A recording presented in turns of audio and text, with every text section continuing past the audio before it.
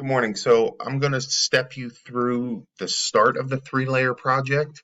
So again, there's kind of like two styles you can do. One would be the three square panels looking through them with some space in between. So I'm going to drag my ruler down first.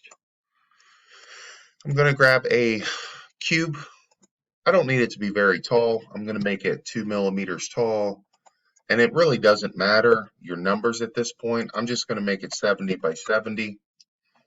So this is going to basically be my frame, but I'm going to need to make it a frame. So I'm going to do this one, basically the same dimensions, 2 millimeters tall. The other one was 70. I'm going to make this one like 67, something that is smaller. I need to align these, so I'm going to click, hold, and drag so that I touch both shapes. Notice both are highlighted. Go up to this little bar graph, which is my align tool. Click on the center circles, each direction. They're now aligned. I do have both selected, so now I can hit this group button, which will fuse them. So now I have my basic frame. So I'm going to repeat this like 2 other times. So now I can begin my process of putting my SVG image in it. So let's look up owl silhouette. That looks like a good one. I'm going to right click, save image as. Owl silhouette, it's in my title, that's good. I'm going to open svgcreator.com.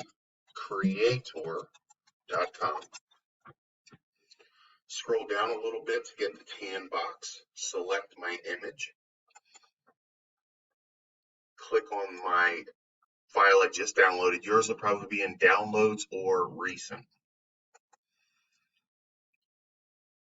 Only image file, so I'll go back.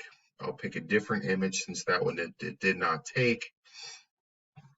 Let's do this one with the stick. Well, I don't know if that'll work because it's a Shutterstock. There we go. So I'm going to right click, save image as, owl, go back to SVG, select my image, owl, convert my file, the spinning hearts. It's done. I'm going to download that. Remember, it'll always save it as generated, so you have to change the title so you don't get a whole bunch of generated files. Now I'm ready to go back to Tinkercad. Here's my frame. So I'm going to go to import, which is in the top right corner, choose a file, and again, you have to now find the icon that looks like Google Chrome and named what you named it. I called mine Owl. Double click on that. Remember, it's going to be really big. So change your percentage down. Like I found 10 to 15%. Now I'm going to import it. It'll still be probably pretty big.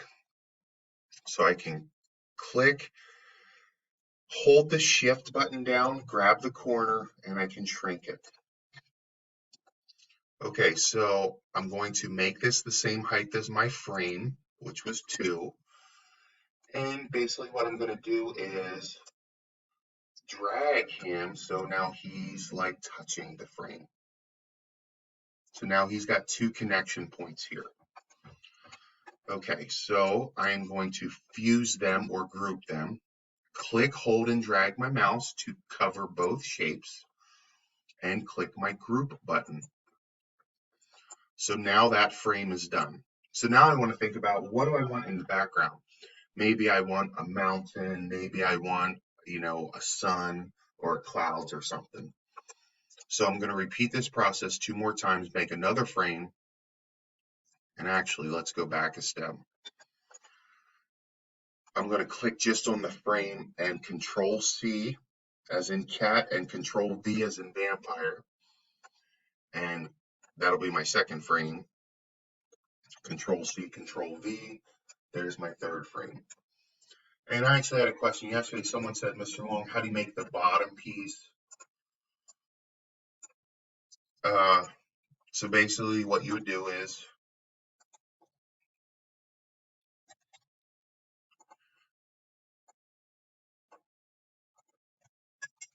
you would make a bottom square, and then you would put thin holes in it. So these are all 2 wide, so I'd make this 2.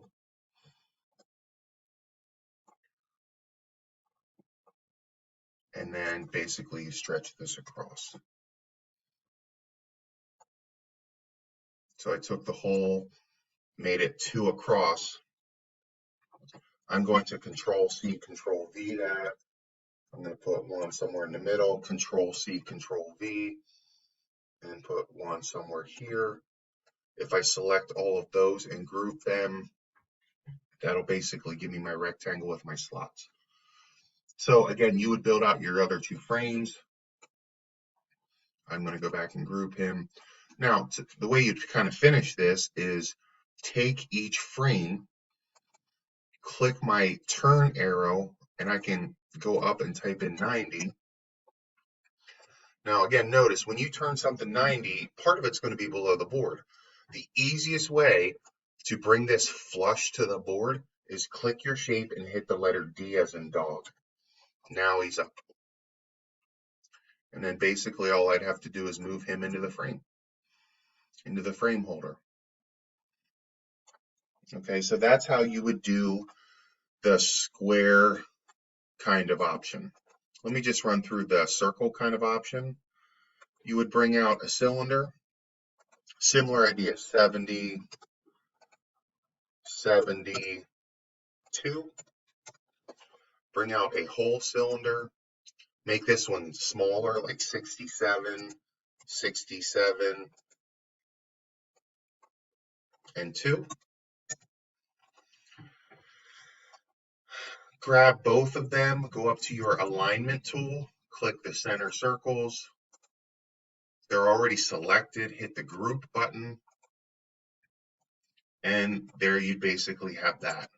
So Control C, Control V, there'd be your second one. Control C, Control V, there'd be your third one. Now these would be a little different, like you would stack these on top of each other. Easiest way to do that is put your SVG images in each one, okay? And then to finish it, instead of like turning them upright, basically all I need to do is, let's say this one is my bottom one, leave the far right number, which is how high off the board it is, at 0. Let's say this one's my next layer up. Well, just raise it 2 up. Raise it 2. And then let's say this is my third one. Let's raise it 4. So now watch what happens when I group, when I align these. Notice they're all at different levels. They would be stacked on top of each other, and I can look down through.